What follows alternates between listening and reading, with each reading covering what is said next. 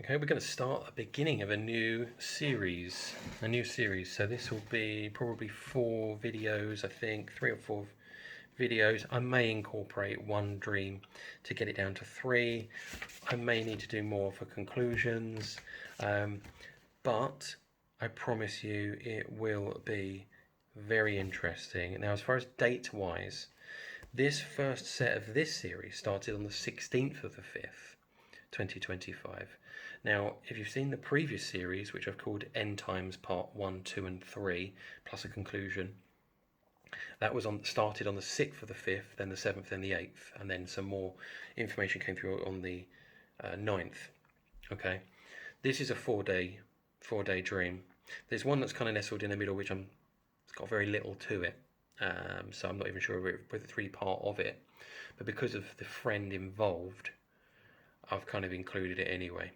But again, 10 days later, and we're off on another series.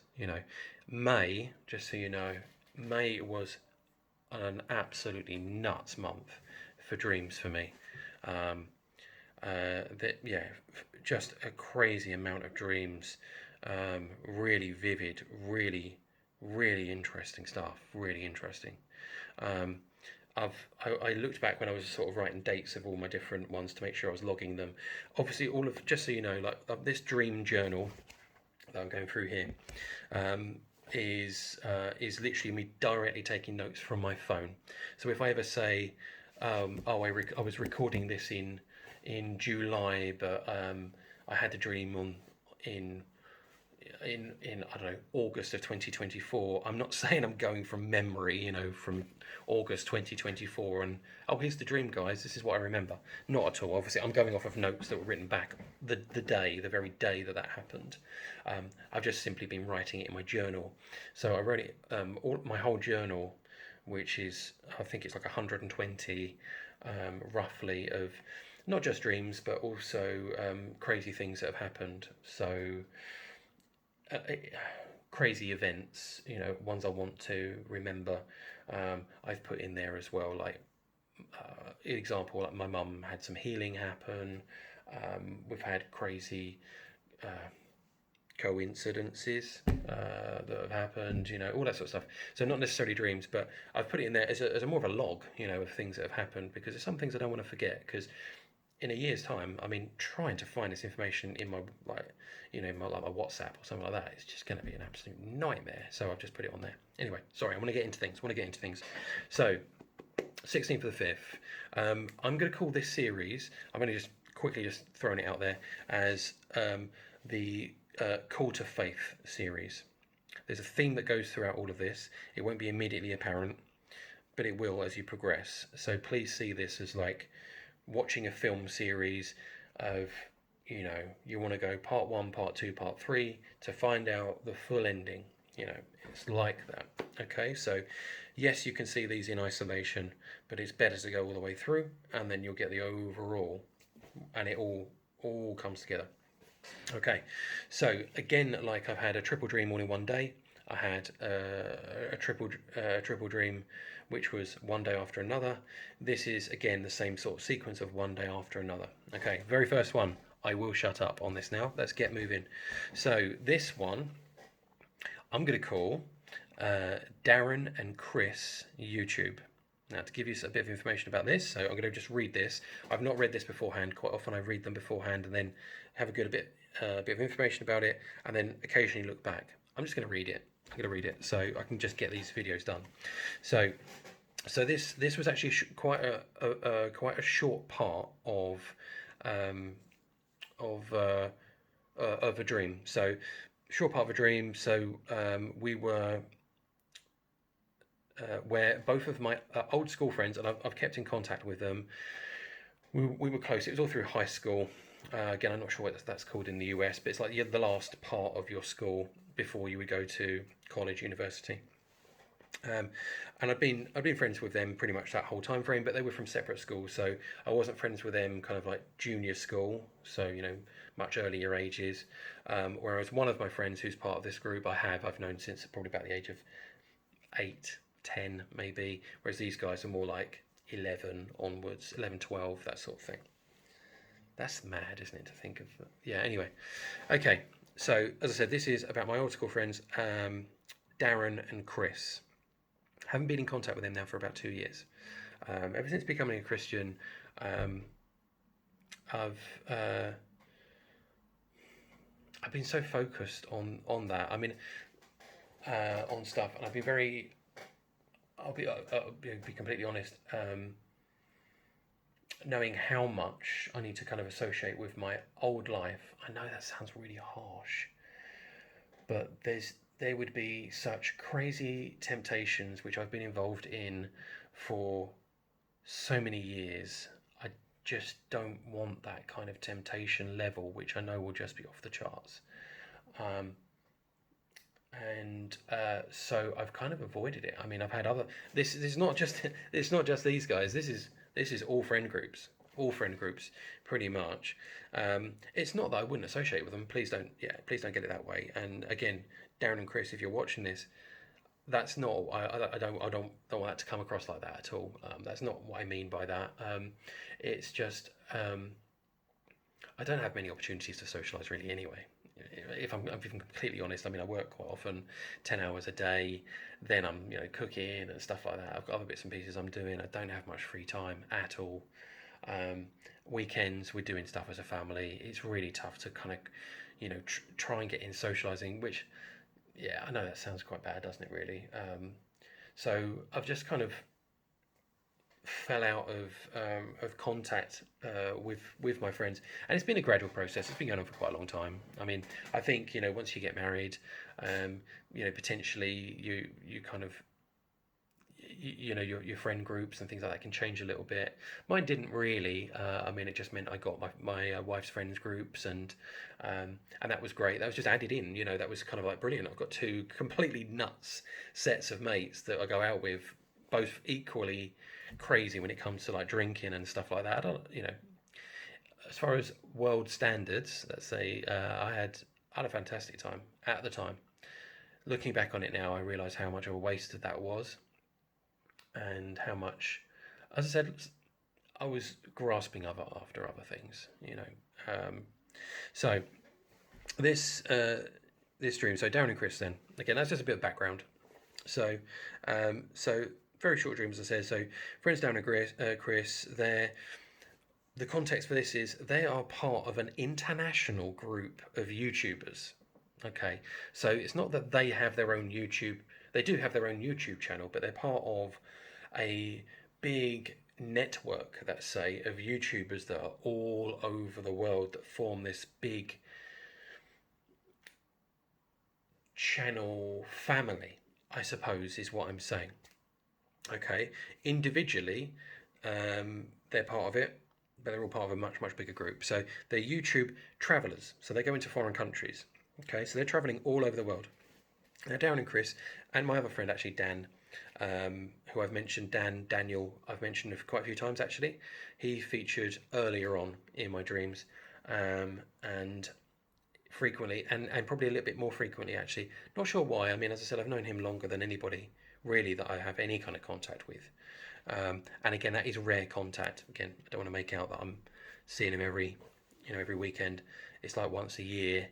Now it's gone down to even less than once a year, which I apologise for. I mean, I will have to write that soon. But yeah, they're travelling all over the world, not quite daily, but it's like that. They've just gone to, let's say, Thailand, and then I'm meeting up with them, and then they're saying, sorry, this isn't real life. Sorry, in the dream, and they're off somewhere else. But they are very, very frequent travellers anyway. They go on holiday together as mates and stuff like that, really frequently, all over the place. They're an incredibly tight. They're incredibly tight. Darren and Chris, very, very tight group. So as I said, the Darren and Chris, as I said, best mates. They're travelling all over the world, not quite daily, as I said, but very, very, very frequently. In that they would come back from travelling somewhere, and I would see them and say, "Oh yeah, we got back from." Let's say I'm just using an example of not what actually I heard, but they got back from Thailand. Let's say I'm seeing them, and they're already packing their bags to go on the next journey. And it's like 2 days later they're going off to somewhere else. You know, they're going all over the place, and it's just next, next, next. So neither of them are actually working anymore. What they're doing is their YouTube channel, and it's so incredibly popular that it's funding them to travel all over the world. Okay, so yeah, it seemed to be how they were earning their living. They're jetting all over the world, making videos of their travels and speaking to people, almost like a travel program sort of thing, is what they're doing. But and I know that they're part of, as I said, a relatively organized group of people that are all over the world, all doing exactly the same thing, all doing it in very, very small groups, like ones and twos, and it's all contributing to the overall whole that makes this a incredibly popular channel, because the amount of content they're able to pump out between all of these people is huge, absolutely huge. And I'd actually been watching their videos. So, you know, in the same way that, yeah, oddly, I'm doing a YouTube channel, and it would be great if my mates are watching, is I was watching their videos, and I was kind of supporting them, you know, and I was watching them, and one after another, I was just really into what they were doing, love seeing them, you know, enjoying what they were doing, traveling all over the place, you know, showing us interesting places. And this overall group was, as I said, absolutely huge. We're talking about, you know, tons and tons of content creators. It really allowed people to tune in and view the world really through other people's eyes. But this was going to all sorts of places, you know, places that are not necessarily real tourist places that we're going to. And, you know, they may be going to, you know, they're not necessarily going to the capitals. They're going to the smaller villages and smaller towns and stuff like that. So you're really seeing, this is, you know, like, this is Thailand. This is actually Thailand. This is not just Bangkok. You know, this is Thailand. You know, this, you're seeing far more.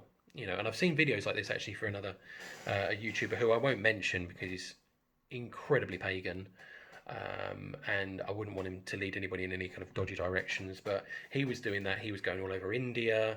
He was going all over like Mexico, all these different places, and he was going to places that nobody would ever go to. And you were really seeing the culture, you know. And he would learn some of the language, and so he was able to interact. He was from America, you know. Anyway, so I had just, I'm not sure. I don't think it was randomly that I bumped into them, but I happened to bump into them, and I think, yeah, rather than organising a meetup, they happened to be at the place that I was at. And then this location that I was at was kind of almost like a small festival of some kind, like almost like an activity day where you've got loads of events all pitched out on a big grass, you know, flat space where you can put tents out, you know. Like, for example, last year I went to a motor show. As an example, you know, you've got loads of people that are showing off their cars, you know, you've got people with little tents that are selling things to do with car related stuff. You've got the hot dog stands, your burger stands, you've got the donuts, all of that kind of stuff, and people are just walking around. It's the same sort of thing, you know, some sort of event that was going on. I didn't actually really get an idea as to what kind of event it was, because how the dream started was, I could see I was on this grass, and there was like a tent there, there was a tent there, there's a tent there, there's all stuff around me, and I'm just walking through this kind of little grass gap, going to this big blue, I think it was blue, big blue tent, and it looked like a circus tent. Now, what's interesting about that is the we used to go to a festival in that's a music festival, massive, and the tent was a blue tent. So I don't know whether that's a little nod to, you know, we went to the festival in like the year 1999, 2000, you know, when we were really young, like 18, 19, 20. We used to go all the time. It was incredible because it's very local to us. Anyway, so I'm walking up to this tent, big open grass area, and I randomly walk into this tent, and I walk in, and there's no one else in there. All I see is my two mates kind of, you know, like crouching down, sort of bending over, and they've got like their backpacks, and you know, they're like packing stuff into their bags and stuff. Again, it's like getting their luggage ready to go on another excursion somewhere, go off, go somewhere. Yeah, I see. I put here in the shade, away from the shade of the sun, in the darkness of this large tent, which was just completely empty. As I said, yeah, they had their bags out, I think, and they were, there you go. They're handing me their passports to show. They're kind of saying, look, Dave, look what we've been up to. Like, look where we've been going. Here's all like the stamps of all the places they've been going to, and I'm kind of like, well, look, I've been watching you guys. I know what you've been up to. This is crazy. What you're actually doing. And I got a sense of the element of,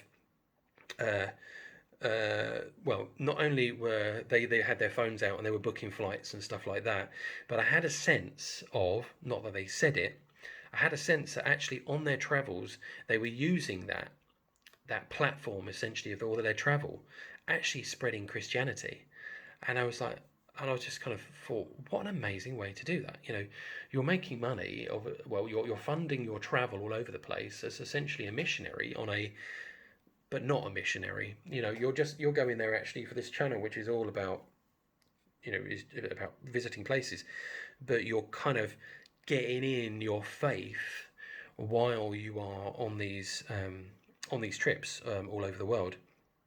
I'm not sure how big a part of it. I'm not also sure whether it was even televised, as in whether it was on the YouTube channel or not. But given I had a sense of it, I'm not sure if it's wherever in private conversation they told me that's what they were doing as well, or whether I'd seen it on the channel. I don't really know, if I'm completely honest.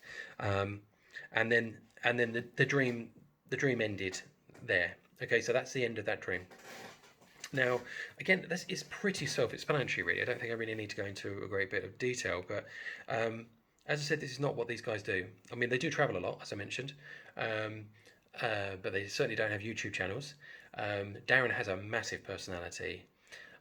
He's very loud, especially when he's had a drink, but he's a good way to describe it is a jolly. It sounds like a really funny word, but he's generally always in a great mood. He's really fun to be around. He's always the person who's always laughing and super friendly.